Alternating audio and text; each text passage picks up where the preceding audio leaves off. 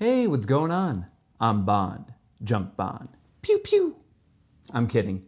My mom actually named me Matt, and I've been going by that ever since.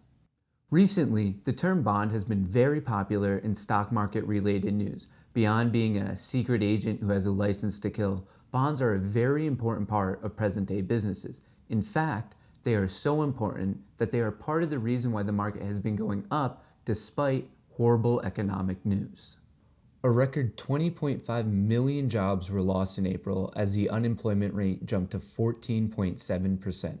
GDP predictions are dismal. The list of negative news reports seems to be endless. Yet, the stock market doesn't seem to mind. Counterintuitively, the market has been trending upwards despite the chaos. Now, I personally believe that there are various things at play which are causing this abnormal reaction. To properly decipher all of it, it would take hours of in-depth discussion. So, to make this a little bit more palatable, let's focus on one key part. In this video, I will be explaining what bonds are, what the Fed is doing with bonds, and why it should matter to you in the first place. A bond is a loan that is made from an investor to a borrower. You can think of it as a fancy IOU. These fancy IOUs are used by companies, municipalities, states, and even the federal government. You might be thinking, great, but why would anyone buy a bond off a company or whatever else I just listed? The answer, which isn't surprising, is money. Let me explain how it all works to you with a quick example. Let's say you have a friend named George who owns a banana stand business. One day, George tells you that there's been an accident and he needs some money to get his business back to where it should be.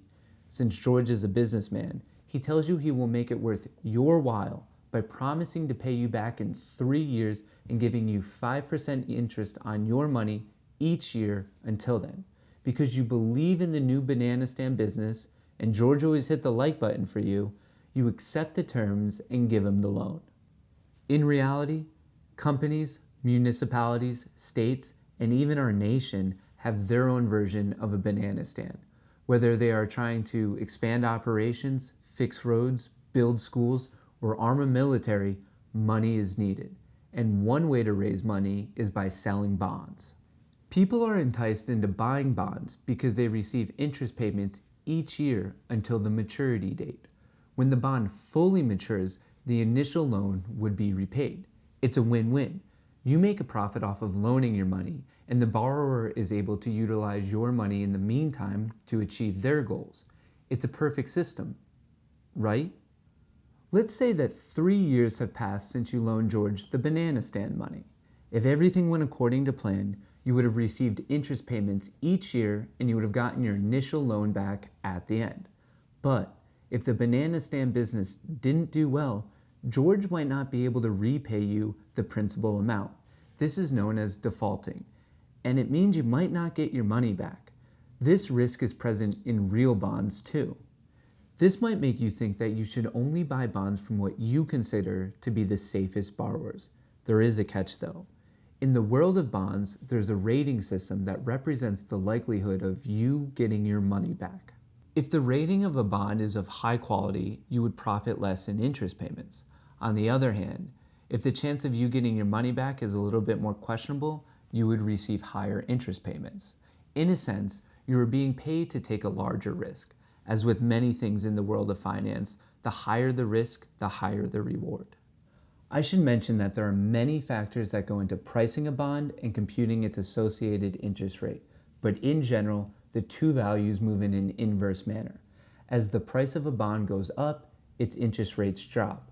When the cost of owning a bond goes down, its interest rates go up. Essentially, it's all a mathematical balancing act. Now that you know what bonds are, let's discuss what the Federal Reserve has been doing and why it's such a big deal. In March, the Fed made a historic move by announcing it would be financing the purchase of corporate bonds, including junk bonds. Junk bonds, or high-yield bonds, are considered to be higher risk investments, as in there's a higher chance of default. For those who decide to take the risk, the reward is more profits.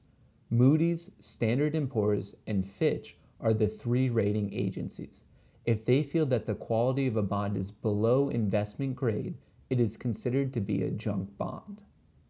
You might be thinking, is it smart for the Fed to be investing in junk bonds? That's a great question, but the answer is different from person to person. I simply want to point out that they're not considering all junk bonds. This new program is open to fallen angels. A fallen angel is a corporation that was of investment grade quality before all of the craziness and only recently dropped into junk territory. The prerequisites don't stop there though. The companies can be rated no lower than a double B minus when the bonds are purchased. Beyond the questionable quality of the bonds, critics argue that the Fed shouldn't be able to buy corporate bonds to begin with. The Federal Reserve Act prohibits the buying of corporate assets. To circumnavigate this, the Fed set up what's called a special purpose vehicle to do the buying.